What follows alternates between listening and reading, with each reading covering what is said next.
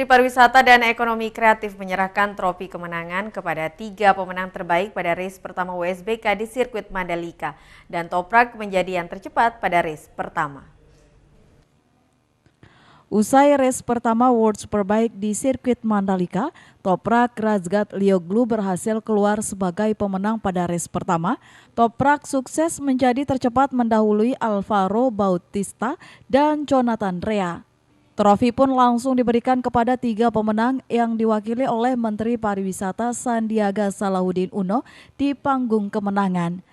Sandiaga Uno mengaku belum bisa pastikan siapa yang keluar sebagai juara WSBK 2022 karena masih tersisa satu race super full atau race kedua. Deg-degan karena belum bisa ditentukan juara.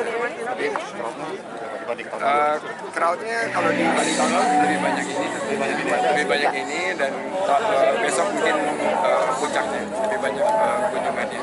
Saya yakin di seputar ini dari beberapa rekan-rekan yang datang dari luar negeri juga pengalamannya jauh lebih bagus, keadaan infrastrukturnya juga sekarang jauh lebih mumpuni. Klasmen sementara 3 pemenang pada WSBK race pertama yakni Toprak Razgatlioglu menempati posisi pertama, kemudian disusul oleh Alvaro Bautista pada posisi kedua dan terakhir Jonathan Rea pada posisi ketiga.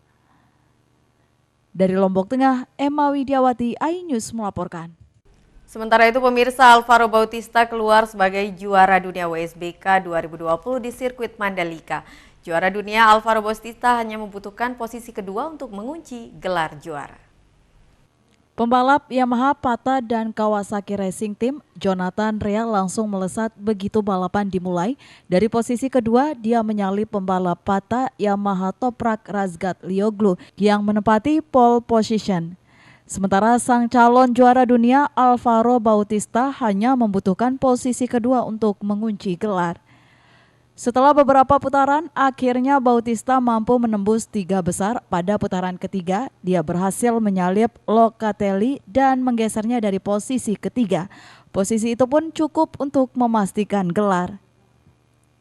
Kembali ke barisan terdepan, Rea dapat memimpin selama beberapa momen, hanya saja tingkat grip yang dimilikinya mulai berkurang. Keadaan itu membuatnya kehilangan posisi terdepan. Setelah itu Bautista mulai berusaha mengejar Razgatlioglu, keduanya lalu mulai berdekatan pada putaran ke-7, namun Bautista masih belum menemukan celah untuk menyalip Razgatlioglu. Hingga garis finish, Alvaro bisa memastikan dirinya sebagai pemenang rekor dunia balap motor World Superbike di sirkuit Mandalika. Gubernur NTB Zulkifli Mansyah yang sempat memberikan trofi bagi para pembalap menegaskan Mandalika sudah 2 kali menjadi tempat penentu juara dunia.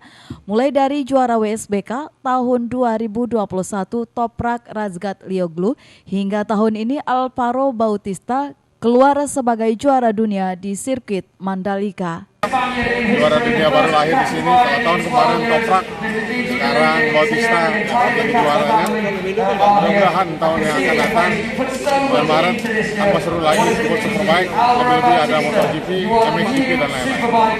MXGP, MGPA, kemudian ITDC, fantastik, luar biasa penyelenggaranya, lancar, mudah-mudahan lebih baik lagi pada yang datang. Untuk musim balap tahun ini merupakan kejayaan dari tim Ducati karena Ducati berhasil mengunci 2 gelar juara dunia MotoGP dan WSBK.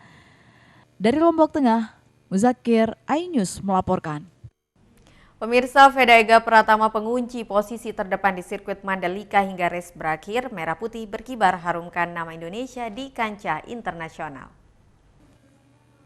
Pembalap Indonesia Vega Pratama mengharumkan merah putih dalam ajang Idemitsu Asian Talent Cup di sirkuit Mandalika. Pratama berhasil menjadi pembalap tercepat pada race 1 Idemitsu Asian Talent Cup Mandalika 2022. Pratama menyelesaikan balapan race 16 lap dengan catatan waktu 27 menit 50,472 detik. Pratama mengungkap rahasia di balik kemenangan yang diraih di race kedua IITC Mandalika 2022, hampir semua pembalap melaju dengan kencang, tetapi dengan tetap fokus. Dirinya berhasil menjadi pembalap yang tercepat pada race kedua IATC Mandalika 2022, sekaligus mencatatkan dirinya finish pada urutan ketiga dalam kejuaraan IATC Tekken Cup. Pembalap muda asal Wonosari Gunung Kidul, daerah istimewa Yogyakarta ini memuji sirkuit Mandalika saat ini kondisi lintasan sirkuit Mandalika cukup bagus. Berbeda dengan hari pertama saat sesi latihan bebas karena sudah banyak race lane yang terbentuk di lintasan. Mampu menang dengan torehan 2 kali pada race pertama dan kedua, dirinya sangat bangga karena mampu memberikan prestasi untuk Indonesia. Terlebih jelang event besar G20 di Bali, Peda juga mengajak semua anak-anak Indonesia untuk semangat dalam berkarya mengharumkan nama Indonesia di kancah internasional. Podium saat ini bagaimana? Ya, senang sekali ya. Oh gitu.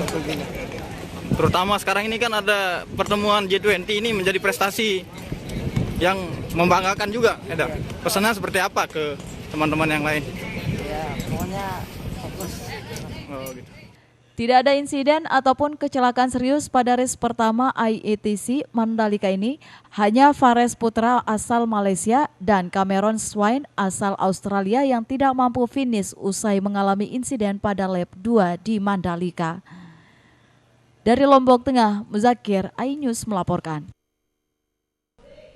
Beragam informasi penting lainnya akan kami sajikan untuk Anda sesaat lagi. Tetaplah di iNews NTB.